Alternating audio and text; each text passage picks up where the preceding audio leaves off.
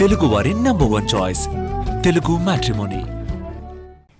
తెలంగాణలో ఓట్ల చోరీ ఆరోపణలపై కాంగ్రెస్ బీజేపీ మధ్య మాటల యుద్ధం జరుగుతోంది. అసెంబ్లీని రద్దు చేసి దొంగ ఓట్లు తీయించి ఎన్నికలకు వెళ్లాలని ఛాలెంజ్ చేశారు కేంద్ర మంత్రి బండి సంజయ్. కరీంనగర్ వచ్చి కార్పొరేటర్లా మాట్లాడుతున్నారని కౌంటర్ ఇచ్చారు కాంగ్రెస్ ఎంపీ చామల. 30 సంవత్సరాల నుంచి నేను కంటిన్యూస్గా ప్రజాప్రతినిధి.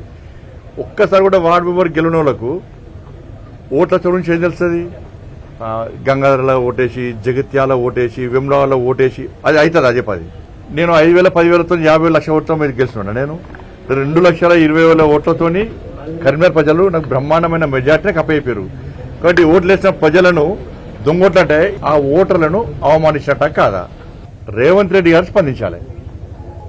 అసెంబ్లీ రద్దు చేయాలి, రాసి మొత్తం పూర్తిగా ఒక్కొక్క ఇంట్లో డబుల్ ఓట్లుండి అన్ని తీసేయమని చెప్పి లీడర్ అయ్యింది. దాని తర్వాత మళ్ళీ ఎలక్షన్స్ పెట్టుర్రి.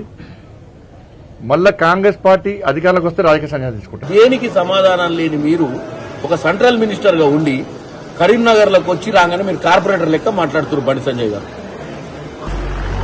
ఒకే ఇంటి నెంబర్ మీద 100 ఓట్లు, ఒక పబ్బు పేరు మీద 78 ఓట్లు, ఇట్లా మీరు ఒక మహాదేవ్పూర కర్ణాటక బెంగళూరు సెంట్రల్ లో ఉన్నటువంటి నియోజకవర్గం 1,00,000 పైచిలకు దొంగ ఓట్లను నమోదు చేసినటువంటి పరిస్థితి ఉంది. ఇంటెన్సివ్ మీద రివిజన్ పెట్టకుండా మీరు కరీంనగర్ లో వచ్చి ఓట్ల చోరీ అనేది తప్పని చెప్పడం మీకే, మీ విఘ్నతకే వదిలేస్తున్నా.